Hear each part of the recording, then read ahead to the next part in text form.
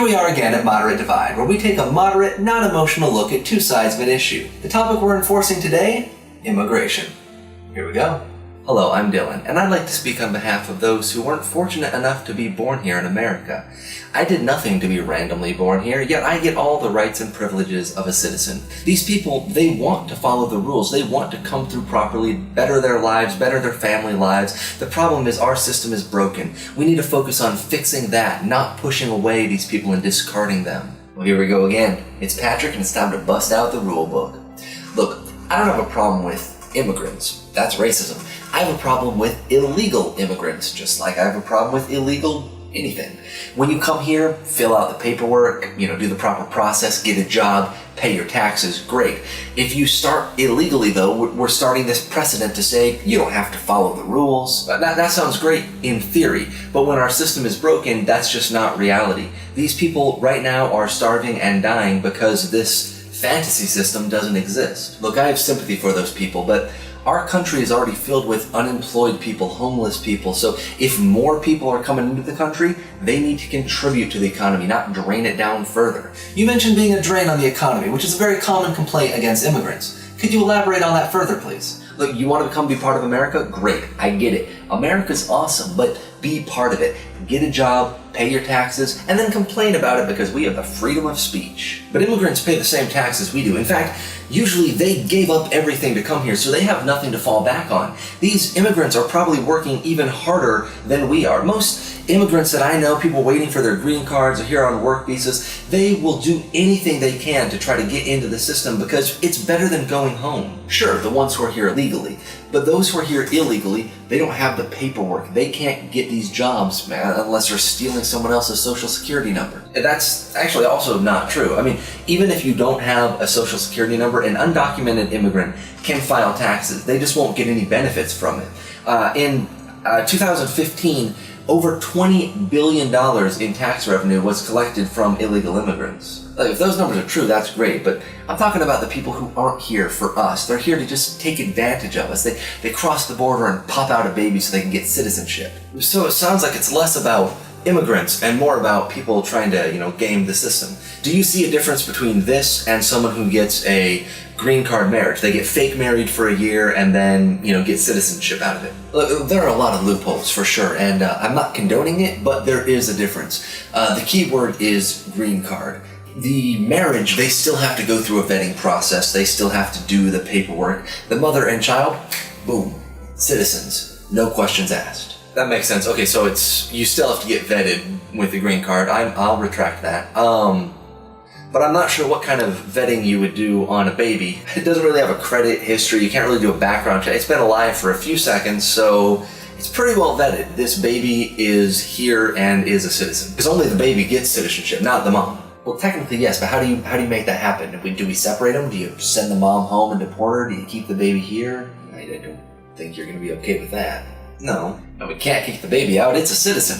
See, the problem is, with the green card marriage, that person can get a job and work. The baby can't. The mom, of course, is illegal, so she can't work. So, what is she going to do for money? Pop out a few more kids? Well, no, cheating the system shouldn't be allowed, but it happens in a million different systems a million times a day. So this is not unique to the immigration system. And I believe that we are targeting the people that are trying to follow the rules. It's not fair to them, and it doesn't actually address the problems. Well, since we're talking about illegal immigrants, what is your thought to the claim, illegal immigrants come here and steal all of our jobs? But they're not stealing your jobs. Like, when we kick immigrants out, we have fields of food that go unpicked, and it goes bad because there's no Americans lining up to take those jobs. These are the jobs no one wants. There's some of that, yeah, but there are also illegal immigrants taking jobs in house cleaning and construction. They're able to lowball these projects and leave the Americans unemployed. So it goes beyond just picking beans in the field. That seems to line up with a comment here we have on our social media feed. It says, I used to work in construction, and we lost several contracts to illegal immigrants who would underbid us. I believe my anger toward illegals is very justified, but of course people just see me as racist. Exactly. Gigs like that are often paid in cash, so even if your tax numbers are right, these people aren't paying taxes, which means they can underbid and not even lose any money. I think that's a perfect example of how Just because they all happen to be one race, that has affected your entire mindset. Your very justified anger is now directed toward them, and it can come out as racism. It's not their race, it's the fact that they're illegally here, which gives them that unfair advantage to underbid in the first place. I understand what you're saying, but this was a group of people that broke the law. Unfortunately, it's creating negative feelings toward immigrants in general. We need to punish those that break the law, but we need to fix the system for those that aren't. If the system's broken, the solution's not to let more people in. We need to enforce our current regulations. We need to close loopholes. We need to find and remove current illegal immigrants. But while we fix the system, let's fix our own thinking as well. These are still people. They want asylum. They want to better their lives. We're supposed to be the land of opportunity, a beacon of light for the world. Yet right now we're too interested in building up a wall so that no one else can see it. Yep, there are those who want to better their lives, and there's those who want to hurt us. Both people try to cross the border, and if we just let them all across, we're the ones that are going to suffer. Of course there are bad people. Anything, anywhere has bad people. Let's not demonize immigrants as a whole just because evil people exist. But let's not let our bleeding hearts get in the way of logic. We can't let these evil people in. Even caravans full of asylum seekers can have bad apples in them. We need to make sure that we vet them properly and follow our laws. This next comment talks about a different group of people that showed up to this country uninvited. When the Pilgrims first landed here, they didn't have permission, they just showed up. They didn't care about the natives, they just landed and said, "We're Americans." How is that any different from anyone who immigrates illegally today? Wait, we're comparing the people that came here, conquered the land, and developed a great nation with people who want to just come and reap the benefits of that great nation? You know, Patrick, you hit an important word there. Conquer. There was nothing peaceful about what we did to the natives. We lied, we cheated, we stole, we won, we created the best country on earth, and now everyone wants a piece of it. Right, but this great country was built on the backs of the natives, the immigrants, and the slaves. These people are now treated like second-class citizens. We expect them to comply and then be grateful. Our country would not be here without them. Well, look, every great nation starts with conquest. You have a winner, you have a loser. Diplomacy comes later. I think people tend to forget this because America is a relatively new country. Correct, we're newer, we're more developed, we're more advanced. We're not cavemen.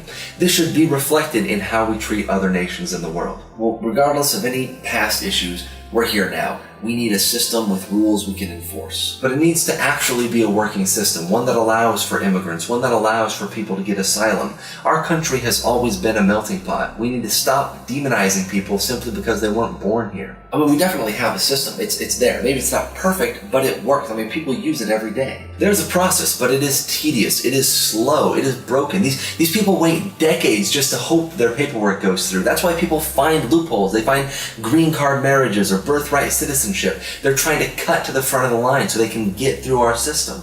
People exploit loopholes because we're not enforcing our laws. So, I mean, that needs to be our first step. But if the system worked efficiently from the beginning, they wouldn't even have to find loopholes. We've talked a lot about illegal immigrants, but what about the legal immigrants? Well, I mean, I'm pro-immigrant. I mean, my ancestors immigrated here. It might have been a couple hundred years ago, but without immigrants, we wouldn't be here. I mean, they did the paperwork, they've got their green card. Great. I mean, okay, read this, but figure out how to become an American. Shouldn't people feel like they can just be themselves? If things were going great in your country, you would have stayed there. Clearly, you want the American life, so please at least learn English. I think you're going to love this comment. It says, "I hate companies that support the illegals by asking if I want to speak English or Spanish before I can continue. This is America, and we speak English." Right, why is that the first question? I mean, if it's an American company helping an American, we should just assume we're speaking English. Look, I hate the phone robots in general, but it's one press of a button, and it helps all the Spanish speakers. Hey, give them a separate number for that. I feel like that's just equating Spanish with illegal immigrant, which is ridiculous. We don't even technically have an official language, plus more than half the world is bilingual at least. So I guess it feels like this is promoting ignorance more than anything. The problem is it tells people you don't have to assimilate. Don't speak English? No problem. I mean, we're losing our identity as Americans. I feel like speaking English should be a required part of the citizenship test. I'm pretty sure there is an English language portion of the immigration test.